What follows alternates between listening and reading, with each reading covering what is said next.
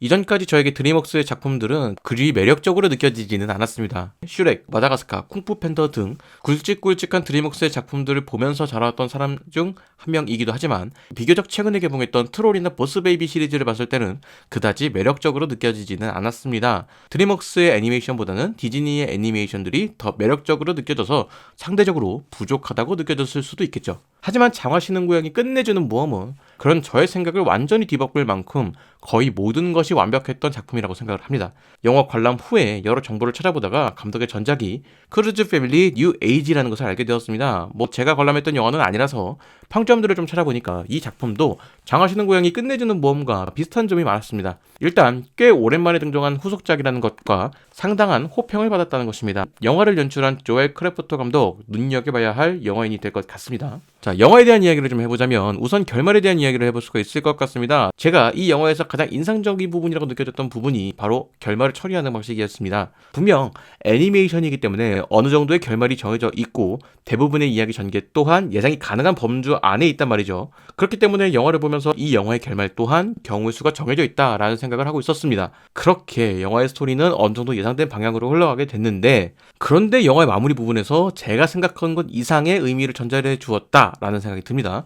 스포일러가 될 수 있기 때문에 자세하게 말씀드리지는 않겠지만 최근에 어떤 작품이 결말로 인해서 말이 많았던 상황에서 이 영화의 마무리는 상당히 깔끔하였고 내가 너무 단순하게 생각했구나 라는 생각이 들기도 하였습니다. 한편으로는 어떤 시가 떠오르기도 했고요. 자, 애니메이션이기 때문에 아이가 있으신 분들은 아이들과 함께 보러 가실 것 같은데 저 개인적인 생각으로는 아이들보다 부모님이 더 좋아할 수도 있을 것 같다라는 생각이 듭니다. 영화 시작부터 끝날 때까지 아주 휘황찬란한 영상미를 선보이고 액션 장면에서는 만화를 보는 듯한 작화를 선보이기도 하는데 이 표현이 영화의 분위기와 상당히 잘 어울려서 개인적으로는 좀 마음에 들었습니다.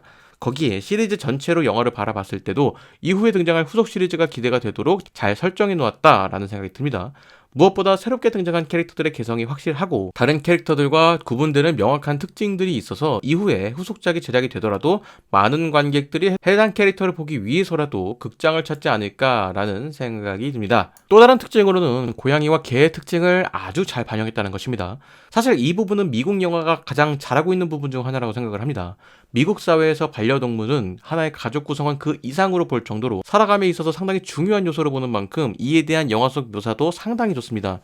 그래서 미국 할리우드에는 반려견과 관련된 영화들도 많고 다른 애니메이션 제작사인 일루미네이션의 마이펫의 이중생활 등에서도 이런 특징들을 아주 잘 볼 수가 있죠. 거기에 애니메이션을 제작한 드림웍스, 그 중에서도 슈렉 시리즈의 특징 중 하나인 동화 비틀기가 상당히 잘 표현되어 있습니다. 영화를 보다 보면 쉽게 알 수 있을 정도로 표현이 잘 되어 있고 이것이 영화의 매력 포인트 중 하나로 작용이 됩니다. 자, 이번 영상에서는 드림웍스의 애니메이션 장화신은 고양이 끝내주는 모험에 대해서 이야기를 좀 해봤습니다. 저의 감상을 좀 정리를 해보면 말 그대로 끝내주는 영화였다라고 말씀드리고 싶습니다.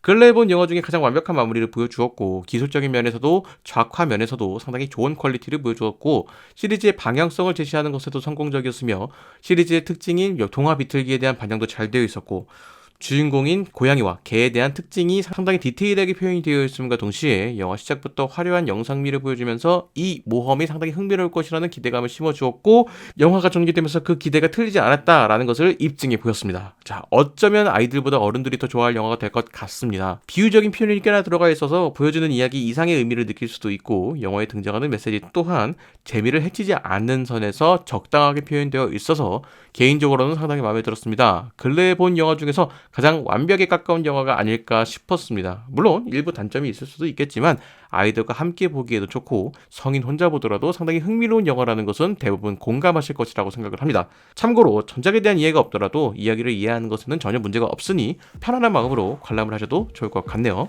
오늘의 이야기는 여기까지입니다. 영상 재미있으셨다면 구독과 좋아요 부탁드리도록 하겠습니다. 아울러 여러분들의 멤버십 가입과 슈퍼땡스를 이용한 후원은 채널 운영에 많은 도움이 되고 있습니다. 여러분들의 많은 관심 부탁드리며 저는 다른 이야기로 돌아오도록 하겠습니다.